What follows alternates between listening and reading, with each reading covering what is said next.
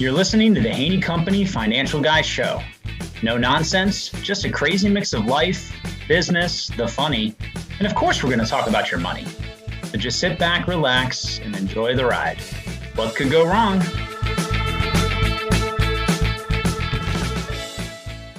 All right, welcome to another episode of the Haney Company Financial Guy Show. And I got to say, I'm just extremely excited for this interview with Aaron Egan, who is, and I want to make sure that I'm getting this title right. You're the Vice President and Chief Privacy Officer of Meta, the artist formerly known as Facebook. That's correct. Now, I will have first of all, thank you. I'm glad to be here. I am the Chief Privacy Officer of Public Policy. So Meta has two chief privacy officers. This is actually pretty unique, and we get a lot of questions about it. So I'm happy to talk about that if you're interested. But yeah, so Chief Privacy Officer, Public Policy. Got it. Yeah. Well, yeah, you will have to give us a little bit more meat on that bone. Yeah. But because the first questions that I ask are always the most difficult and the most thought-provoking, I get those out of the way first, because then the rest of the conversation just improves. So we'll start with the hard ones. Yeah. Beginning with, what is the number one place that you want to visit on your bucket list, but you have not visited? Japan. So Okay. can I say why? Or do you just want me to have please. Absolutely like just one word answers or no. I don't want to date myself, but I'm, my midlife. And in my midlife, I've become more spiritual. And I think Japan is a home to many spiritual places, Zen gardens, shrines, temples. It also is like rich in like Buddhism and all these, Zen Buddhism and these, I just want to go and I want to experience it. And so that's a place for me. That's fun. And by the way, that is, interestingly enough, very high up on our family, because our daughter is also equally interested as well, for some of the similar reasons, some of the other ones that have to do with, art and all this other stuff. But that's really cool. So I love it. There's so many good reasons to go to Japan, but yeah, I have yet to go and it's on my list. So if you come up with a family trip, I'll copy yours, because I don't know when I can make time. Perfect. No, I love it. Great spot. Okay. What food will you not eat under any circumstance? So this is going to be sort of boring because I have a very severe gluten allergy. So I'm not going to eat gluten under any circumstance. And it's a bummer because I used to, eat those lovely French baguettes with and I can't anymore. So it's gluten. So it's really like bread. I won't eat bread unless it's gluten-free bread. So it's a bummer, but that's the thing. Well, and okay, geez, again, so many incredible parallels. So my wife's same thing. Yeah. She is gluten intolerant. So our entire family, that's our dynamic as well. She's had suffered from ulcerative colitis. So lots of really challenging stuff there. So I totally appreciate that. Yeah. And it's not a bummer. I mean, it's a lot better now, by the way, because I've been gluten-free forever. And now there's so many options. And actually, I would say, maybe this is not that provocative, but gluten-free sweets are better. Like almond flour, and there's so many good baking. During COVID, I made so much gluten-free banana bread. It was fantastic. So it's all good. And I totally agree with that. And I think the other thing is, when you realize how heavily people lean in a lot of these recipes with sugar and other things, I think you lose so much flavor. And yeah, I mean, you look at all these gluten-free anybody nowadays, it's rich, it's real food, it's really good. Yeah. I don't have a problem with it. I love it. French baguettes or on the street that you just can't get, it's those things I miss. But in any event. Yeah. We'll have to do something different when we go to Paris, I guess. If you could have dinner or a meal with a famous person, it can be somebody alive, it can be somebody dead, historical, you pick, who would you want to have a meal with? And they have to be famous, because when I saw this, my first thought was man, I miss my grandmother. She's famous to me. She's not famous to the world, but she died, 20 something years ago, and I often miss her. So if I could have dinner with anyone, really, truly, it would be her more than anybody. Well, that's awesome. Well, and what's kind of the fun backstory to her life that you would want people to know? Because I feel like grandparents are, there's always something just incredibly fascinating. Well, I also think for her, and me, I think it's just where first of all, obviously meeting her great grandchildren would have been amazing. And just sort of where I've come, she was always a big supporter of my career. She was a hardworking woman, one of the, like, early in her days, she was a nurse. She always worked. She was someone who instilled in me at a very young age. I had a job since I was 11. I started out as a paper route. She used to be the one to like walk me to the bank. We'd like count, like she just was like someone who was a strong advocate for me and a role model around having your own purpose, and that can include career or not. But for me, I just think that just to see where I've come and to see the kids, I just think it'd be just great to talk to her.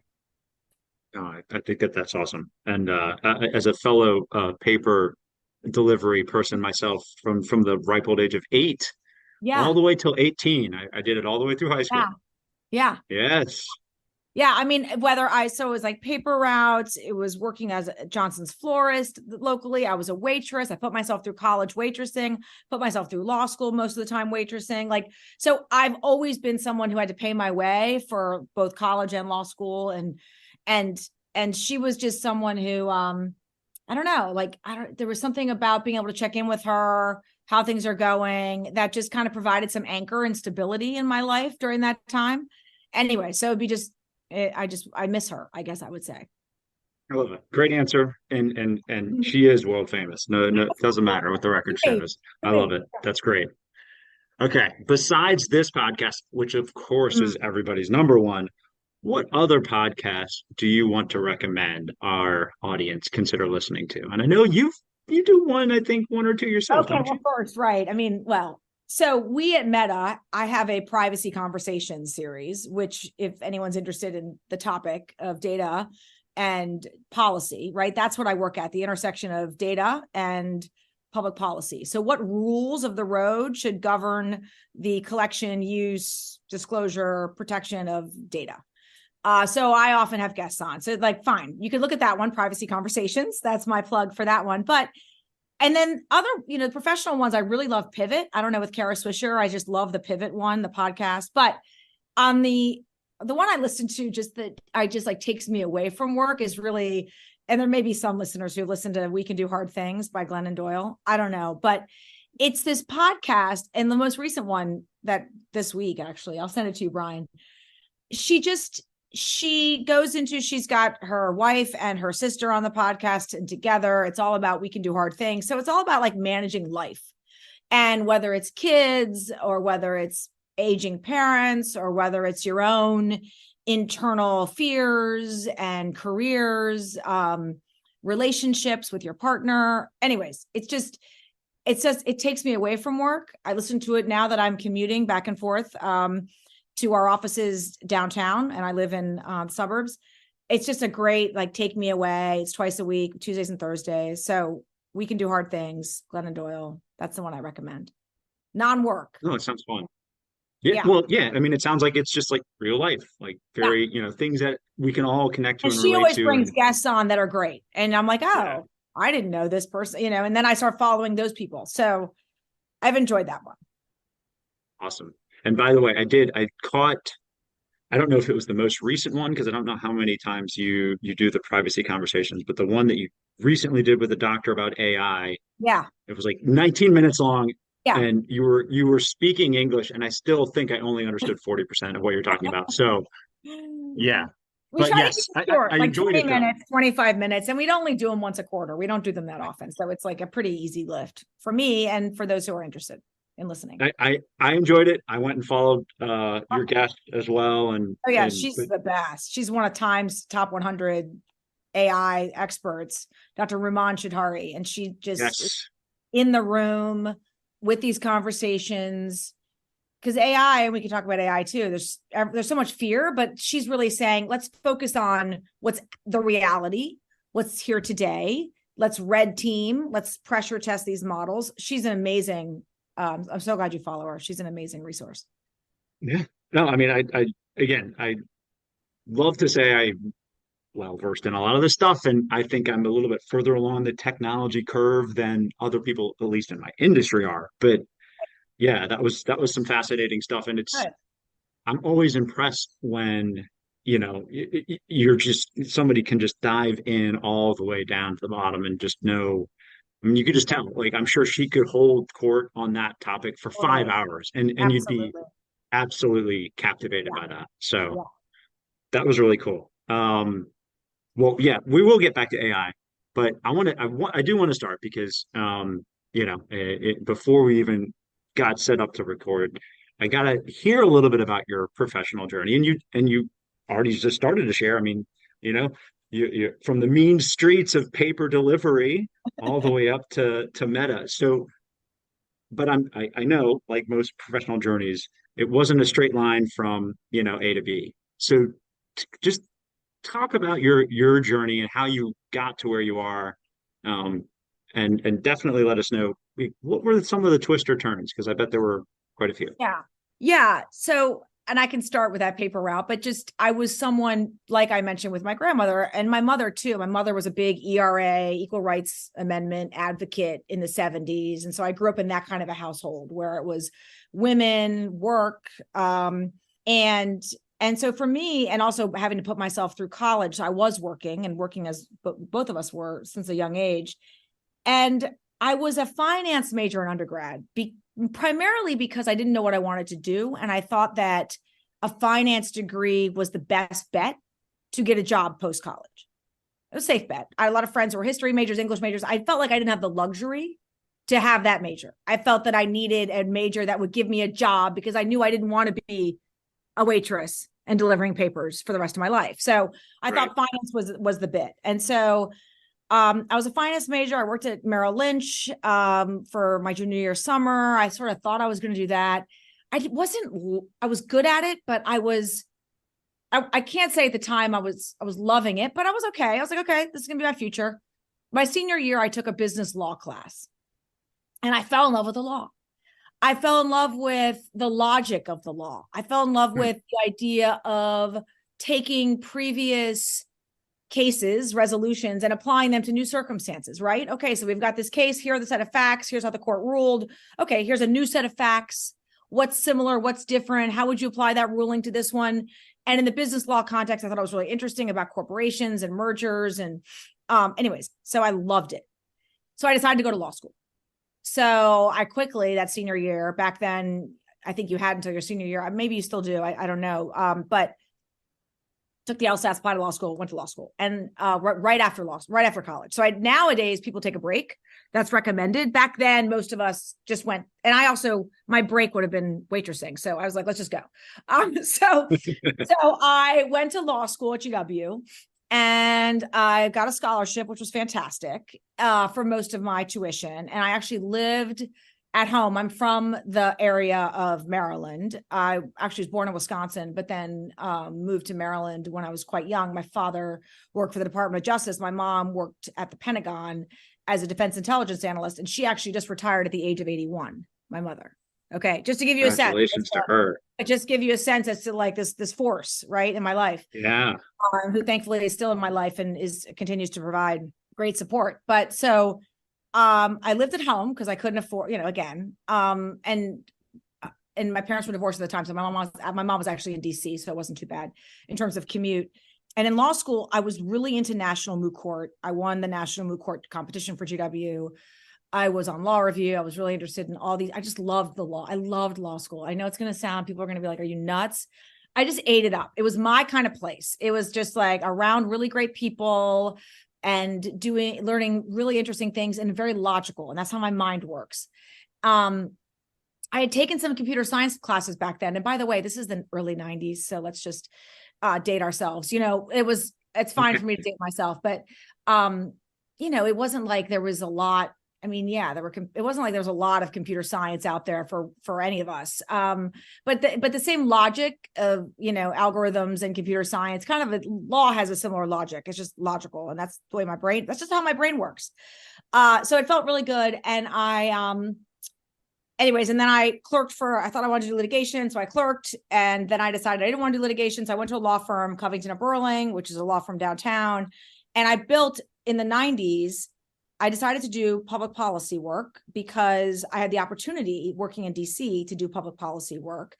And Microsoft was a client in the 90s, and they basically hired Covington, and then I became their primary young associate to figure out what public policy, what laws should apply in the technology space. I got really lucky because, and I'm the kind of person, and I think this is like, if anyone is junior out there trying to figure out what to do, I think the thing for me and the way I was able to find and land there is because I wasn't afraid to try things. When I came to Covington, they put me in bankruptcy law. Okay. I was like, all right. But I was like, okay, give it to me. Let me see. Tried it. And then what happens often, at least at the time at Covington, there are these new matter memos that come across the desk, like new matter that just came in, right? New matter, copyright. We're working for National Geographic to analyze the old photos and and I would look at those and I'd be like, oh, I want to try that. So I would like message the partner and go, oh, do you have any space for someone to help on that? Is there any piece of this I can help with? I would do that constantly. And it was through that stretching, right? I had to stretch. I still had my basic bankruptcy, got to get the work done that I've been given. But I was like, I want to try these other things. And I slowly was able to really, through doing that, find that I was interested in public policy. Oh, shaping new laws, legislation. Oh, okay, that's interesting. So I went on some lobbying project that had nothing to do with technology, just to get an understanding of what it's like to go to the Hill and review legislation. And anyways, long story short, it was probably like 98 when I started, 97 when I started really in the tech policy space, because I'd done enough work in public policy that when this Microsoft project came in, they're like, oh, you're a good associate for this. So they gave it to me. And I became the eyes and the ears and the ground for Microsoft on all public policy issues relating to the internet. How should copyrights apply to the internet? What about trademarks, right? This is back with cyber squatting, and we're all registering domain names and trying to figure that out. H-1B visas, immigration, right? There's tech visas for folks who are coming in. I mean, I was doing the gamut. And consumer protection was a big one. So the intersection of, there are these consumer protection laws all over the United States. I'll just focus on the US. And there's also a federal law around consumer protection that's enforced by the Federal Trade Commission. In 1999, the Federal Trade Commission took its first action ever in the internet space against Microsoft, and I represented Microsoft in that matter. Wow. And the issue was applying existing consumer protection laws to the internet and to security. And Microsoft had this multi-site authentication service. It was way ahead of its time, where you could have a single login to sign into multiple sites. It's like a passport for the web. And now we have that. But back then, 1999, they had said that this will be more secure than other ways to log in. And the FTC wanted us to validate and substantiate that claim. So in any event, I represented Microsoft in this. And from that, I became an expert at the intersection of consumer protection and technology. And I was able to then start knocking on the doors of all the other companies, big and small, and say, hey, have you thought about this area when it comes to your collection of data and your protection of security? Have you thought about these laws that could come in if you don't have an information security program at your company? Let me tell you what the expectations are from regulators when it comes to information security. Let me tell you what the expectations are from regulators when it comes to privacy. And right around that same time, there were all these laws being proposed in Congress. Children's Online Privacy Protection Act. It came into effect in 1998. Right? There's a spam law around email marketing. That was like 2004, but that was right around that time. In Europe, there's privacy laws coming. So all this stuff was coming online right around the time I'm this like mid-level associate by that time. And I was able to just create a practice at Covington within this fantastic law firm. But I kind of had, and people around me were just like, well, what's that? And because, it's just like right now, like, what's AI? It reminds me of that time. Like, what's AI? How are we going to regulate AI? It was exactly like that in the late 1990s. And I just happened to be at the right place at the right time. And I built a practice. And then from there, I can't tell you the number of clients, but Facebook became a client. I was their outside counsel. And then in 2011, 2011, I was doing mostly their work for their California office. And then in 2011, the DC public policy team started to rely on me for a bunch of privacy stuff. And then from that, I had meetings with senior folks there and they were like, will you please come join us? And I was at the time, I could talk about that transition because that was a big, hard one to make. But anyways, I've been talking a lot, so I'm going to stop in case you have questions about any of that.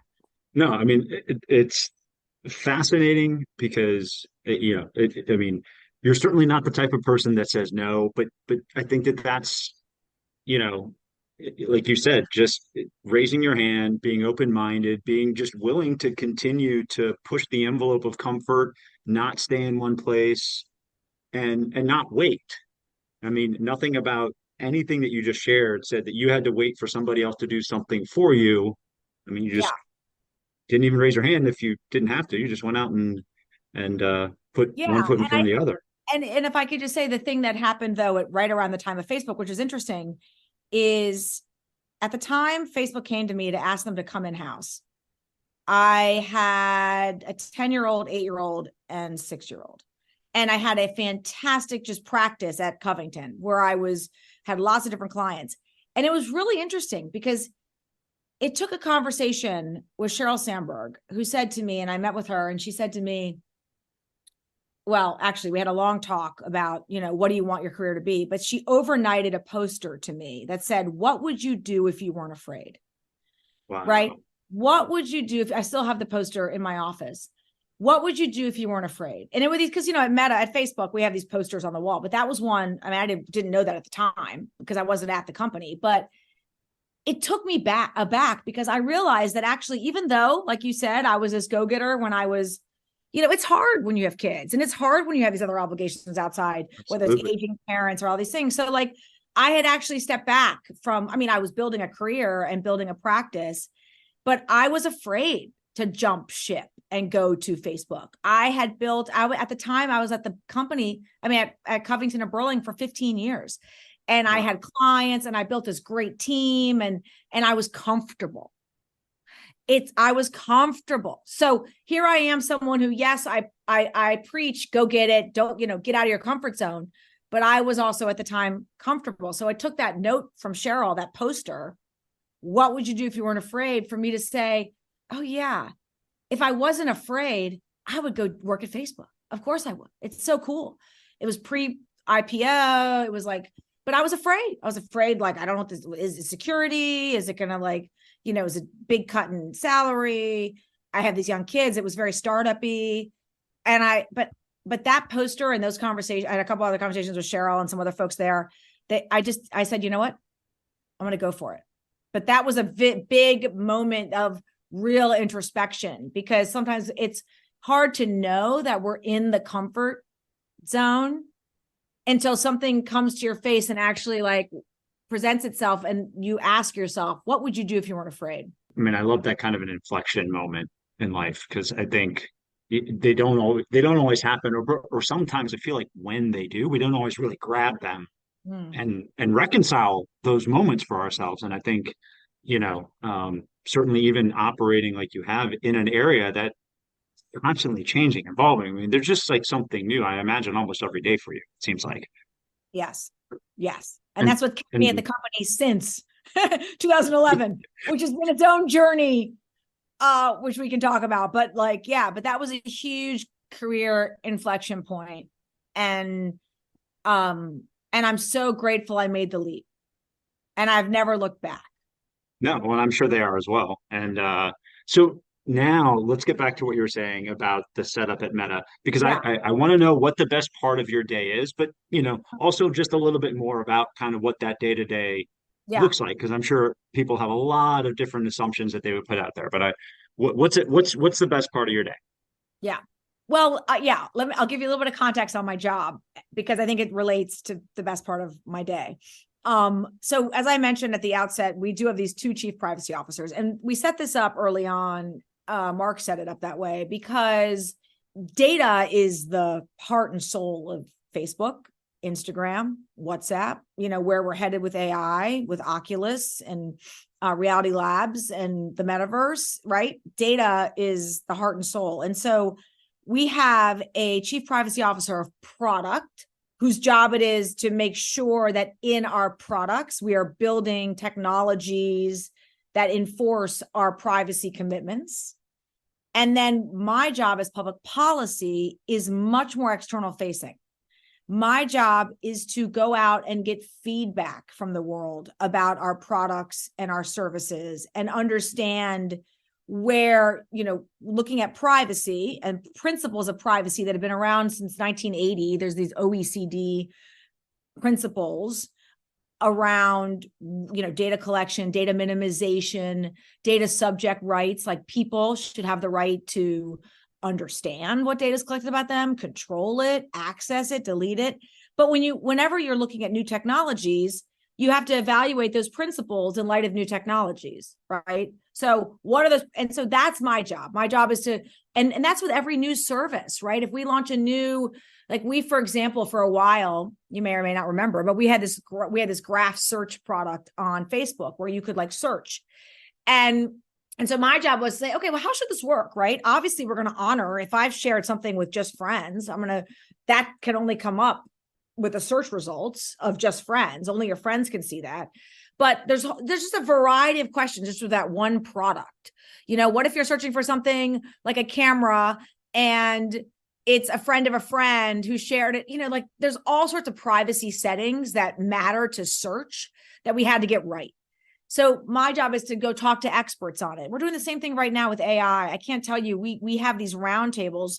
My job is to have roundtables around the world where we bring in experts and we talk to them every 6 weeks about some new product, new feature, new change, and we get feedback. So my job is to get feedback. And then my job is to bring that back to Michelle, my chief privacy officer of product, Michelle Prodi, bring it back to him. And he then takes that feedback, and that's part of our risk assessment of products, because we always are assessing risk. And I need to get the risk assessment, not just what we think internally, but what do the external people think? What are the academics? What do the experts think? And so my job has been to do that. So I think the best part of my day, and I just came back from a conference last week which is the Global Privacy Assembly, where everyone around the world gathers to talk about these issues, but regulators and academics and industry. And those are those moments of meetings. And then a month ago, I was in California where we had a bunch of people come to California. We can get feedback from them.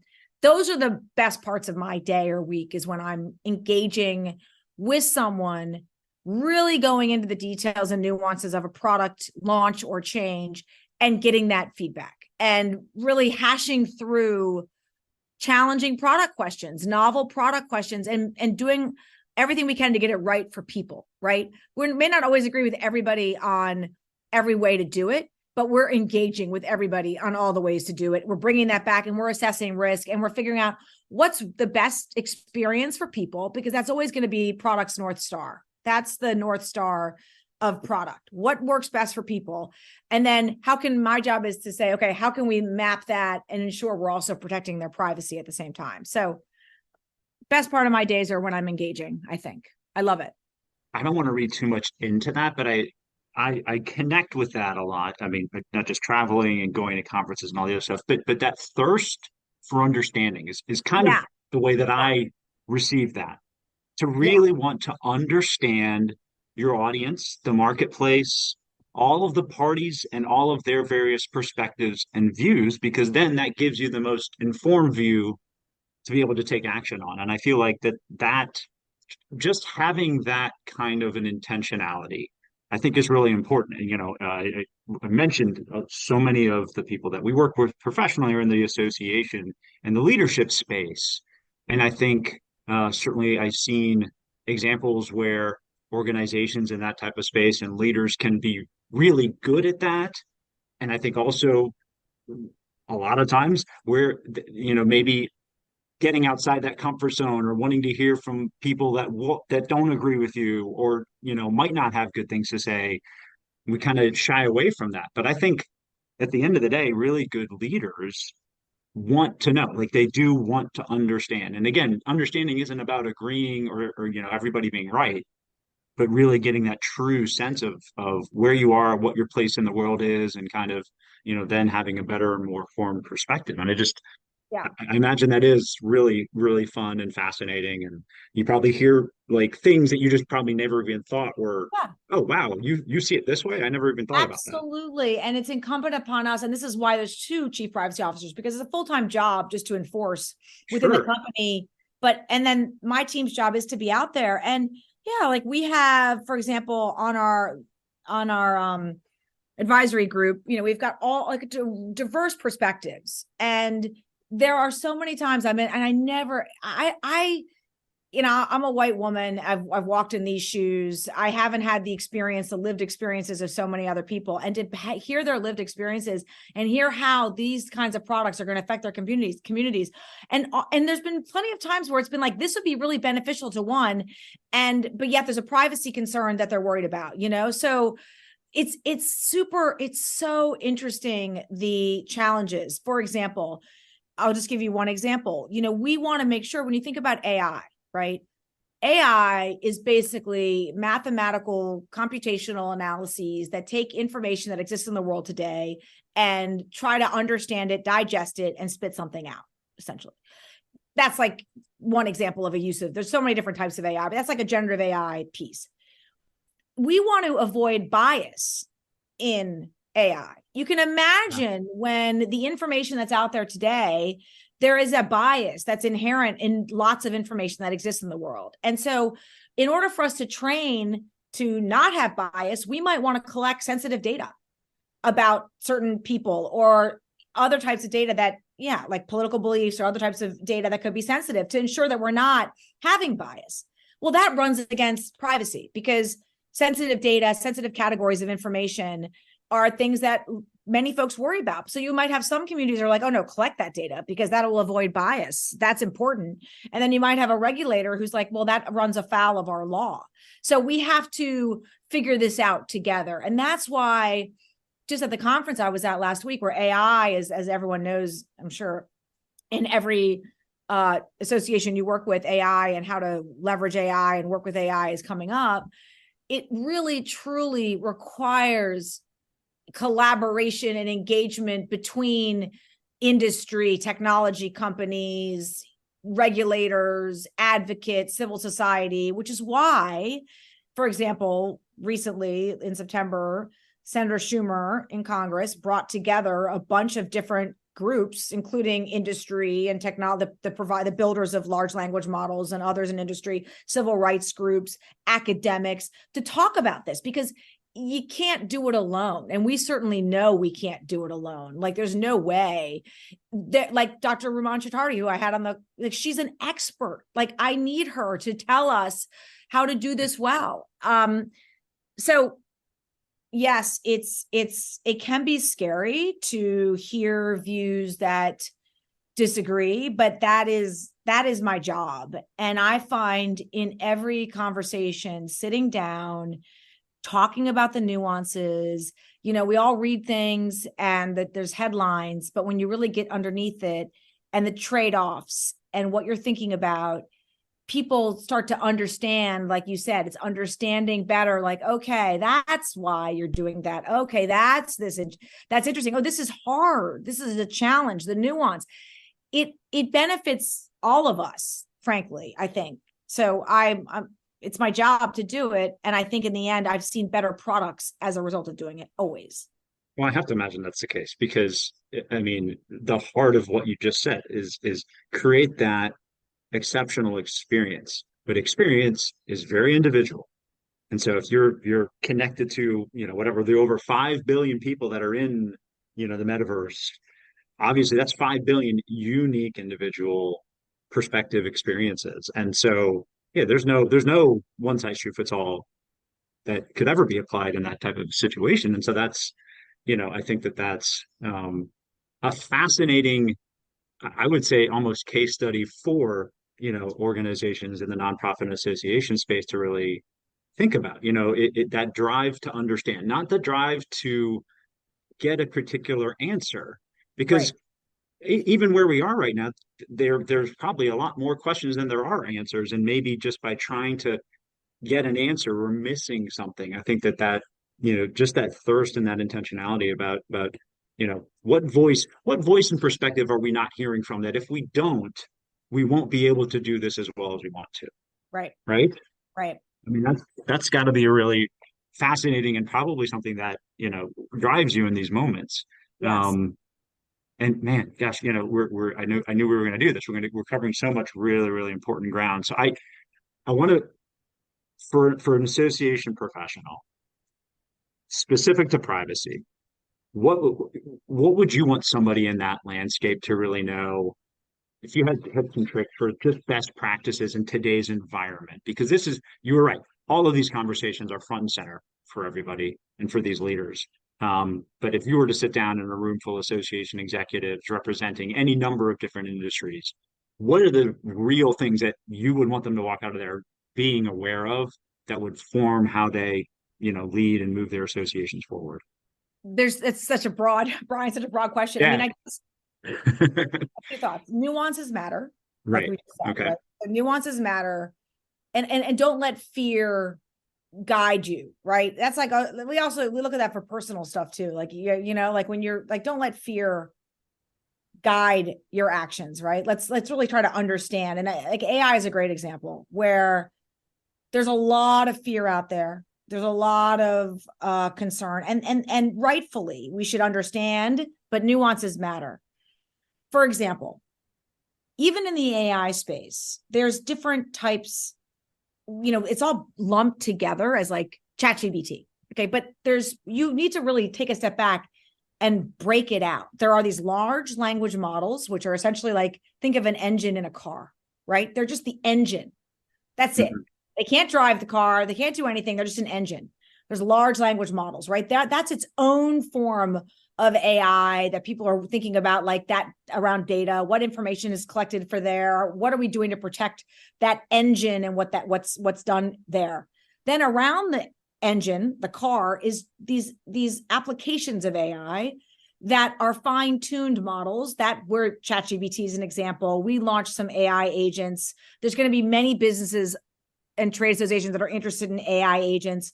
That's an additional type of generative AI. And by the way, those are just language, text-based AI. There's also music, there's content, there's all sorts of other generative AI type models. And so the issues with each of them are so dependent on the type of technology you're working with. And so that's just an example of, before you lump everything in one, before you're afraid of AI, it's going to be, okay, what are we talking about? What's the application? What's the use? Really trying to go through that understanding, I think, is, a key example. I think there's so many other areas in privacy where, again, I know from a regulatory perspective, where my job focuses on public policy, when we've seen fear guide us, there's been a bad result. I'll give you another example, which I think will maybe people know. Like, think about cookies in Europe. Have you ever been to Europe where you have to always click on, yes, you accept cookies, accept cookies, accept cookies? Because regulators wanted companies to get consent before they collect or use cookies and collect data through cookies. Okay. But no one is reading those consents. I don't think. I mean, I don't know. Based on my experience, I just say yes. Right. Is that really the best way to be securing consent? Does that really make sense? That is an example where fear took over, and I have another example that's coming to mind, but where fear took over back in the day, way back in the day. This is an interesting example that Cheryl and I used to talk about. When the car first came on the market in England. I don't know if you knew this, but there's this red flag laws where you used to have a red flag, someone with a red flag walking in front of the car. Okay. Because like, just to alert, a car is coming. You can imagine, right? Okay. Because they all had horses and now it's a car coming. But that was an example where they were so afraid of the car. And there were a bunch of competitors, the railroads and others, that were able to build on that fear to put in place regulations in London that really hampered the growth and innovation and development of the car. So what happened in Germany? They didn't have those laws. They came up with other sort of frameworks that worked. And look at where the German car has come, right? So fear, red flag laws, cookie laws, like they often result in bad laws. And so this is just, again, this whole idea of nuances matter, and don't let fear drive you, because when you're afraid of something, that's usually a place you need to like investigate and probably have some conversations and figure out a better path. Well, and I've always that so thank you for those examples too, because especially the red flag one.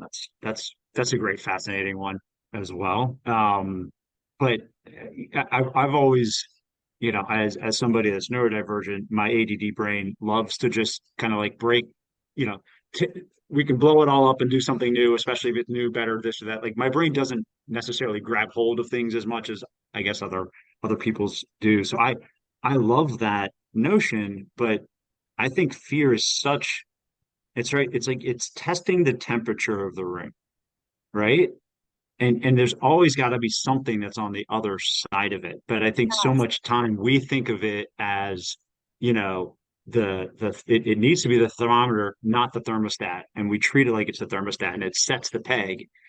And then yeah, you're right. Like you can't really go anywhere, right? You create your own ceiling in a lot of those situations, and you create echo chambers as well. I think that that's the other side of it, where because we've latched on to essentially an assumption, right? A Yes. framework that may or may not be true, Right. and then we're getting feedback about this one assumption rather than even asking ourselves, well, is this even true? Like, what Right. is the other side of this, and do we have a good understanding? And yeah, Right. I It's a think that good time to that's check yourself. When you feel fear and you're like, oh, it's a good time to check yourself, go outside, get some other opinion, figure it out. And I think that can apply across everything, not just tech and privacy and AI. But anyways, yeah, careers well, too. Just talked about what would you do if you weren't afraid? It's the same concept. yeah. No, absolutely. And yeah, I mean, and I just, I try to always let emotions just be indicators. They're like Yeah. warning lights on the Yeah. dashboard of my Signals. life. Yeah. Like Yeah. what's going on here? This probably isn't reality, but it's at least giving me a window into something that I need to lean into and figure out. Yeah. Um, and I, again, I mean, it's amazing because you're right. You've seen on massive global scales how something that small or an emotion that powerful can then literally become legislation or have Yeah. major impact. Yeah. Um, Yeah. and I know, that can have that has a lot of application. And if I go back and I'm thinking also as well in these conversations about privacy, AI, and I also really liked what you were saying in terms of bias, because that is Yeah. another word that does come up so much, and data bias and avoiding data bias. And let's pull on that thread a little bit more because I mean, I think I've, in kind of operating in the DEI and A space, quite often we have conversations about this in terms of, hiring culture and people. But I mean, data is its own domain and it's got a lot of the same kind of issues. So if I'm a leader of any kind of organization, association, nonprofit, for profit, how should I be thinking about these things in terms of data? Because I think a lot of times we think like, get the right data and it's like you said, it's an engine, but I don't know that we always really recognize that, not only is the tool is only good in the hand that uses it, but you got to be having the right tool, I guess, as well as the other side of that, right? Sometimes you're only getting certain data sets, and maybe that's part of the problem. So Yeah. how do you see this playing out from just a decision making and a leadership standpoint? Well, certainly at Meta, it's part of all time, this issue comes in sort of many different facets to it. But I can say in our products, which is what I'm talking about with AI, is like, how can we collect additional data to avoid bias? We have these different types of systems within our company. Advertising is a good example where we want to make sure that with advertising, that especially in certain categories of advertising, so housing, credit, there's certain types of advertising where we want to make sure that we're ensuring it goes to a wide audience. And so we are going to do something where we are bringing in and injecting in data. So we'll often look at, okay, who would this have served? Who would this ad have gone to in the first instance? And then if it's not going to the right, a wide mix, then we're going to add in additional data to get it to go to to a wider mix. You can imagine, let's say there's an ad for an employment opportunity of nursing. We don't want to make sure that's just going to women. We want to make sure that's also men are seeing that. So we're going to like take a look at outputs, and we've built systems in place that take a look at the output before something is delivered. Where would this have gone? And then we're going to inject something into the system to make sure it goes to a wider audience. So I think when you can actually use technology to, and we work on technology, and we're going to continue to work on technology in the AI space too, where you can try your best to avoid the bias that might be inherent in a system, you know, where it might think, oh, nursing women, it just top of mind. And we're like, well, wait a second, you know, we want to make sure that that actually reaches a wider audience. So that's within our products. We're doing a lot of that. And then obviously also with employment and hiring ourselves at the company, we're very focused on, as you said, DEI initiatives. And, you know, within Meta, we've got different groups and communities, and we're always in trainings, and we're always looking at ways and allyship and how can we be working together to avoid bias in systems that exist in our culture. So there's sort of lots of strands there, but I do think data can be a valuable input into these systems to help to recognize it and address it. And I guess you have to be doing both sides of that though, right? You have to be intentionally making sure that, you know, you're using things the right way, but also that there is the potential for bias, so that there's a strategy or a system or a way that you're trying to tackle that. And this is where third parties are really helpful. Like we often engage with LGBT Tech. It's a fantastic organization that is going to give us a bunch of insights in areas that maybe we hadn't thought of, you know, just a bunch of just civil rights communities, you know, leadership conference where we talk with those folks about different types. So there's lots of different experts outside the company who provide valuable insights into how to ensure we're doing the best we can in this space. No, that's really, really critical. The last piece that I'm sure we could also take an entire other hour on, but if you were to pull the curtain back on kind of what you see in the regulatory landscape, what are some things that, you know, again, regardless, you're a leader of any kind of organization, what are some of the things that probably we need to be aware of, especially things if, you know, I mean, growing up in DC, time on advocacy and engaging in you know, public policy and meeting with our constituents and our representatives, it seems like it's a crazy time. And I think a lot of people are kind of, they don't necessarily know, you know, or is it hands off? Do we just kind of wait till all the craziness settles down? But you know, you can't really take that step back approach. So what do you see there, and what do you want us to be aware of? Yeah, we can't at Meta, we're sort of in the hot seat. So there's no stepping back, and we're engaging and answering questions. And for us, certainly there's going to be a lot of interest, as there should be, around upcoming elections in the US, but globally, we have a whole team that's involved in elections and misinformation, and even with what's happening with Gaza and Israel and misinformation. I mean, we have teams focused there. So there's just teams that I don't run, but who are hyper focused on ensuring that we are doing everything we can to get the right information to people, because there's often this misinformation. Unfortunately, as a society, there are people who just want to troll and share negative things. And so we have a whole team, thousands and thousands of people at the company whose job it is to focus on election interference and misinformation, and they're working nonstop. So that's always going to be an area. That's not my area, but that's always certainly an area that we see as just high interest appropriately. And so that's an area of serious engagement. I think AI is the other one where there's this, as I mentioned, because there's fear and people are worried about it, but there's also a lot of really smart conversations happening too. So I think you're seeing a little bit of both. I think, and there's lots of facets to it. There's questions about how do we ensure proprietary information does not get into these language models? If you're your own company, your own association, there are steps you should be taking, guidelines you should be offering for your employees around like how they can use generative AI themselves, right? We don't want companies' secrets. It's pretty obvious though. Like it's the same rules that would apply to the internet. You wouldn't want your company or your association to put trade secrets on the internet. You wouldn't want them to also either be in these AI agents or people to be using AI in that way. So it's not that new, but there's a lot of just AI, just fear. And so it's about, okay, here are the steps here's what's not new. Do these things. Here's what's interesting and new, where you might need some new rules of the road. We're seeing interest in legislation primarily in Europe. That's going to be likely to happen by the end of the year. Was a lot of interest in Europe. It's going to start there. But then you're seeing the White House and others in the US. You're seeing the G7 focusing on AI. So AI as a topic in the regulatory area is, I think, top of mind for certainly our company, and we're engaged there. I think there's a bunch of other areas that are super important. Youth is really important. There's a lot of interest there that we're working on and working to get right. There's questions around advertising and the appropriate use of data for advertising that we're always trying to balance.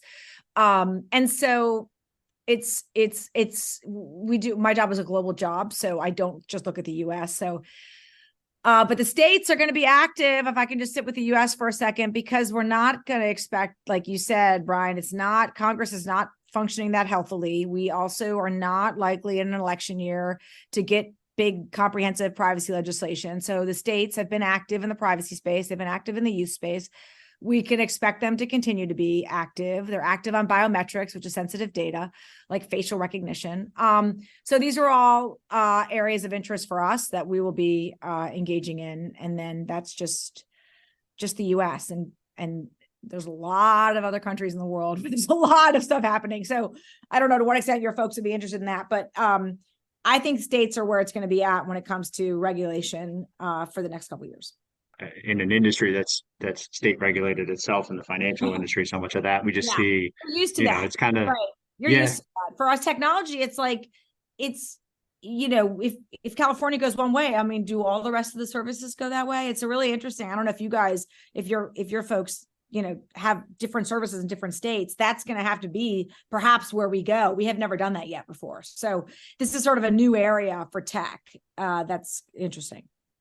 I mean, I have to imagine, because like a lot of things, I guess there aren't too many precedents as you kind of move forward. So everybody, at some point, leaders are going to try to plant their flags in certain areas, and it's just, I mean, it's really interesting, and yeah, I mean, I really appreciated what you were saying as well in terms of, yes. So AI and just this big conversation about something that's new and not everybody quite understands, and that's all healthy, but it still doesn't, it goes back to pretty simple, like policies, procedures, and just applying a framework that you probably already had before AI became part of the conversation, right? Because we've had to take all these steps all along. We should be very privacy conscious. We should have a cyber risk policy for our organization. We should empower all of our employees to know what their role is to protect the organization, its data, and all the other stuff. And I guess that's really good to hear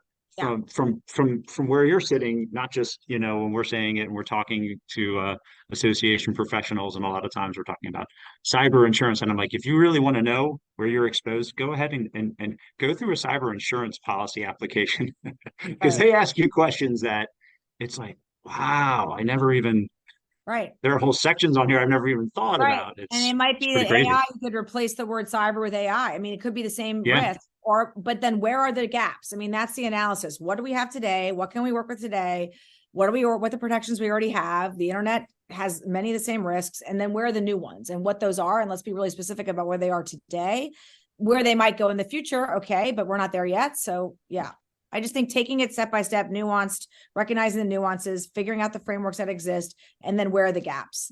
Yeah, that makes perfect sense. No, I love that. You and I could continue this conversation for hours and hours, but my audience would kill me. So let's end on a high note. Any kind of final shout outs you want to make, or any kind of final parting thoughts that you wanted the audience to walk away with?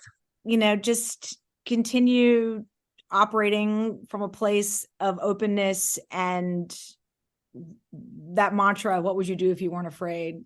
Like, just that's my mantra, I guess, of this conversation, because it feels like that's something we've talked about, and not letting fear govern the day is I guess the lesson that I sitting here is my career, but also how I look at my job every day when it comes to the policy landscape. So I think that's perhaps the right theme to leave everyone with. I think that's fantastic. Yeah. And it's got application on all levels. What a great leadership approach. So thank you for being on.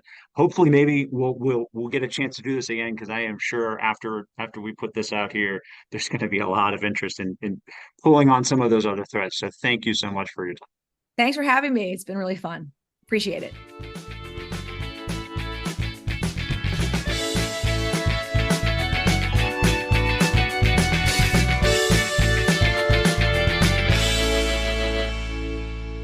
The information provided in this podcast is not intended as specific tax or legal advice and may not be relied upon for purposes of avoiding any federal tax penalties. The Haney Company, its employees, and representatives are not authorized to give tax or legal advice.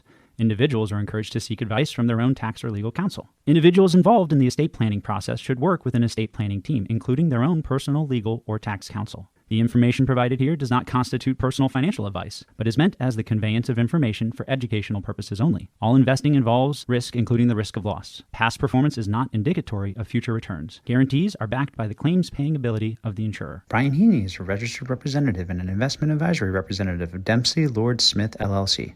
Dempsey Lord Smith LLC is not affiliated with the Haney Company. Securities offered through Dempsey Lord Smith LLC, member FINRA SIPC. Advisory services offered through Dempsey Lord Smith LLC, a U.S. SEC registered investment advisor.